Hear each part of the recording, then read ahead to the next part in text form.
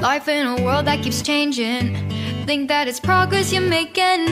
Copy and paste pretty faces all the time. Pictures so perfect we play. Hello wonderful people, welcome back again to Anointed Lady TV, the home of news and politics. And we drop news every day, and we also react to every videos that comes our way. If it is your first time in this channel, you are highly welcome. Thank you so much for stopping by. And if you are returning subscribers, we appreciate you for your massive support, and we say may God richly bless you all for supporting this channel. And if you haven't subscribed, please kindly smash on the subscribe button, put on the bell so you get to know anytime we drop a new video. I have a video to present to you this very moment, and I will be watching that video with you. And after watching, let's drop our opinion constructively at the comment section, like our videos, and also share our videos if possible. Bye for now.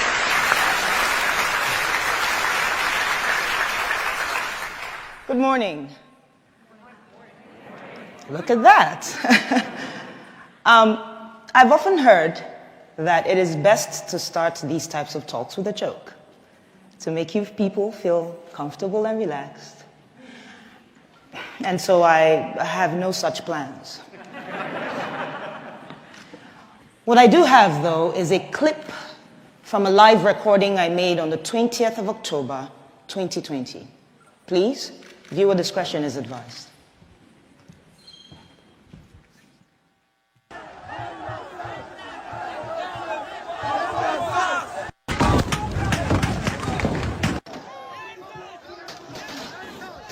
They're shooting us! They shot two people!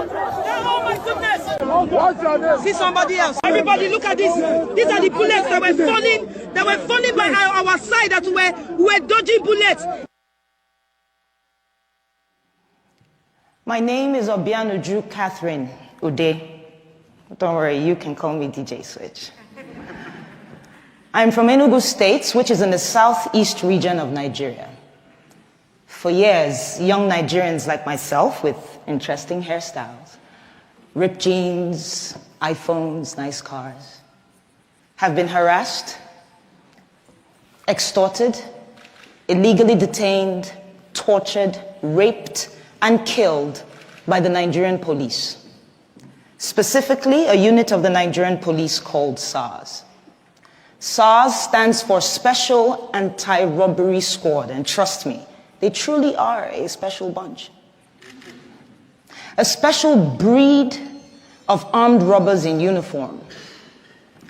A special group and gang of rapists with a badge. A special crowd of murderers with a license to carry a gun. For as long as I can remember, we begged and petitioned the Nigerian government to put an end to this corrupt unit. And to their credit, they complied, or at least it seemed like they complied.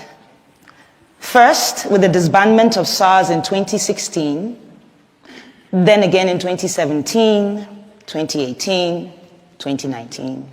I know it's an abusive relationship. 2020, and I know we all won't be forgetting 2020 in a hurry. As the coronavirus ravaged the globe, back home in Nigeria, we were more afraid of another type of virus, SARS. On the 3rd of October, a video surfaced online where SARS officers shot a young man and fled with his Lexus SUV. We were outraged. But this was followed by the gunning down of an up-and-coming Nigerian musician. I'm a musician. Could have been me. At this point, the hashtag EndSARS was trending all over the world. And thanks to Nigeria's biggest celebrities and artists, influencers who said, enough is enough, it is time we speak up. And so by the 8th of October, the streets of Nigeria were filled with young men and women protesting police brutality, and I was one of them. But it is the 20th of October, 2020, that has brought me here today. On that very horrible day, the Nigerian army sanctioned by the Nigerian government, stormed the Lekki toll gate. And this is a major roadway in Lagos State, by the way. No warning, no dialogue. Soldiers opened fire on unarmed, peaceful protesters with live ammunition. We cried, we braced, and we started to sing the national anthem, just with the hopes that they recognize we're not their enemy. It made no difference. As I laid on the floor, I remember a young man, he just jumped on top of my body and he was screaming, "Cover her, cover her." I couldn't really make sense of what the whole thing was about. He was struck by a bullet on his lower back.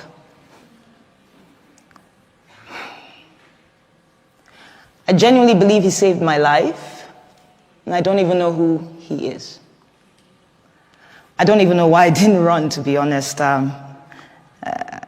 At that time, I thought it was the end. And so my instinct at the moment was show everybody what's going on. You know, you're going to die here today. And so I pulled out my phone, went to Instagram, started live broadcasting this madness. Viewers on the live helped us call ambulances, but the soldiers refused the ambulance's entry. And so some of us had to turn into instant surgeons in an attempt to remove the bullet from the leg of a protester. Eventually, the shooting stopped, and we observed that some of the soldiers were picking up their shells, I believe in an attempt to hide evidence of this crime. And so we scampered around to pick the shells that we could find in an attempt to have evidence of this crime. And this was while other soldiers were dumping bodies onto their trucks. They left, and we felt a sense of victory, you know. Some can't really explain it. We were happy and angry, relieved but in pain. But unfortunately, after being on Instagram Live for so long, my phone battery died. Because not too long after, another phase of attack was upon us. But this time it was the Nigerian police. And they came in guns blazing as well. And so we ran. We took the injured to a nearby hospital and the others to a church. The church apparently had been on the live and they had offered us refuge. By the next morning, soldiers raided the hospital looking for me. And I owe a great deal of gratitude and thanks to a friend and colleague who had called me earlier and said, put off the location on your phone and leave that hospital as soon as possible. And so it was barely 15 minutes after I left. But it didn't end there. My boss and his wife got threatening phone calls. I couldn't go home to where I lived because we got reports of strange men lurking around my apartment complex. I haven't gone home, actually, since the 20th of October, 2020. Speaking of home, I'm from a large family of 8, 5 boys, 3 girls, with very opposing characters, I tell you.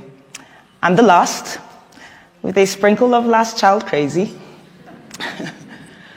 But I remember my parents, you know, they worked really hard to provide us with basic things: food, education, healthcare, security, allowances.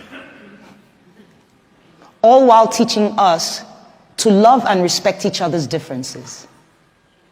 On the other hand, Nigeria is home to over 200 million brothers and sisters with different cultures and tribes and faiths and beliefs. Things and differences that the government has used for the longest time to pit us against each other. But the EndSARS movement swept that away, even if it was just for a time being. I witnessed protesters collaborating and helping each other. Protesters giving food and water to the same police who's been killing us off every day. Others provided security. Another group provided funds that were donated to them, I mean in the hundreds of thousands of dollars, for legal and medical attention to protesters who needed it. This is the real Nigeria. But the Nigerian government, much like an irresponsible parent, failed to see the opportunity as a learning curve, to listen to the cries of its quote-unquote children. Instead, they chose to deny these events and also moved swiftly to silence us. Starting with the Nigerian Minister of Information, Muhammed. And yes, you heard me right. The Nigerian Minister of Information, our very own spin doctor. Yeah, his first name is Lai. It's inevitable, right? The pun is begging me. Lai called the shooting a fabrication of a massacre without bodies. He said I was a purveyor of fake news with the intent of tarnishing the nation's image, that I am a terrorist, amongst other things. The Nigerian army called the shooting fake and that I had made the whole thing up with a green screen. Yes, I have plans of heading to Hollywood after this speech.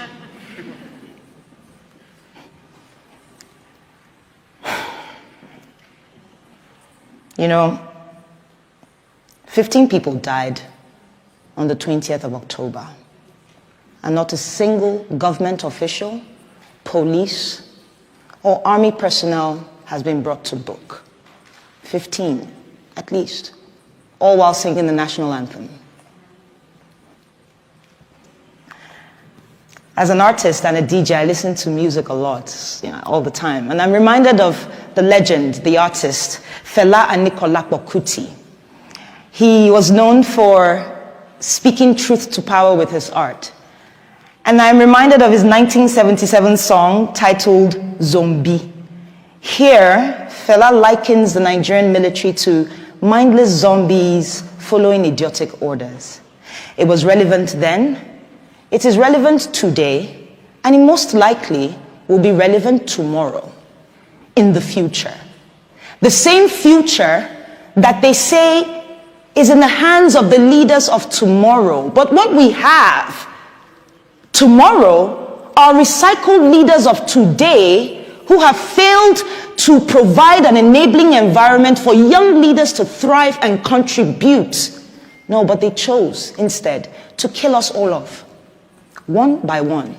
This might sound outrageous to you, and you might wonder why. And I'll tell you. Our leaders are afraid. It's as simple as that.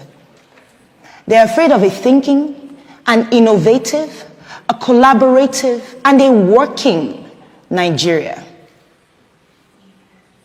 They're afraid of every young Nigerian who, against all odds, have made it for themselves.